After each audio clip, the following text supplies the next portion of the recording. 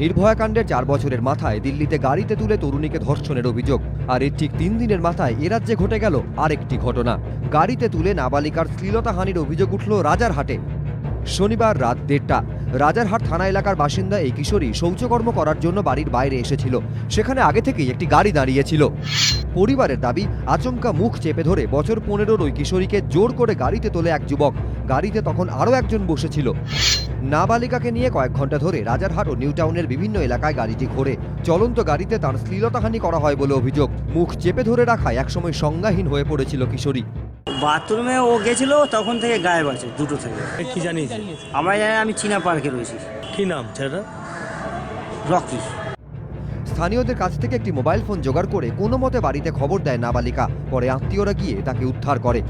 অপহরণ করে নাবালিকাকে গাড়িতে তোলার পর রাজারহাট নিউ টাউনের বিভিন্ন রাস্তা ঘুরে চিনার পার্কের এই জায়গাতেই কিশোরীকে গাড়ি থেকে নামিয়ে দেওয়া হয়। রবিবার থানায় অভিযোগ দায়ের করে পরিবার। কিশোরীর বয়ান নেন তদন্তকারীরা। পুলিশ সূত্রে দাবি, অভিযুক্ত গাড়ি চালক রকি কিশোরীর পরিচিত। সম্প্রতি একটি অনুষ্ঠান বাড়িতে তাদের আলাপ হয়েছিল। তারপর থেকে কিশোরীর সঙ্গে যোগাযোগের চেষ্টা করত ওই যুবক।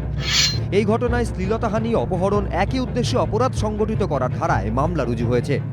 খতিয়ে দেখা হচ্ছে সংশ্লিষ্ট সব রাস্তার সিসিটিভি ক্যামেরার ফুটেজ। গত অগস্ট মাসে একই রকম একটি ঘটনায় বেআব্রু হয়ে গিয়েছিল কলকাতার নারী নিরাপত্তা। ব্রেবন রোডের ফুটপাতবাসী এক নাবালিকাকে জোর করে গাড়িতে তুলে গণধর্ষণ করা হয় বলে অভিযোগ। গাড়ির মধ্যে নির্যাতিতাকে গলা টিপে খুন করে দেহ ফেলে দেওয়া হয় তপসিয়া খালে। এবার নাবালিকা নির্যাতনের ঘটনায় প্রশ্নের মুখে রাজারহাটে নিরাপত্তা। কিশোরীকে নিয়ে কয়েক ঘন্টা ধরে একটি গাড়ি এলাকা চষে ফেললো, অথচ সেটা কারো নজরে এলো না। কি করছিল পুলিশের টহলদারি ভ্যান, উঠছে প্রশ্ন। ময়ূখ ঠাকুর চক্রবর্তী ও জয়ন্ত পাল, এবিপি আনন্দ।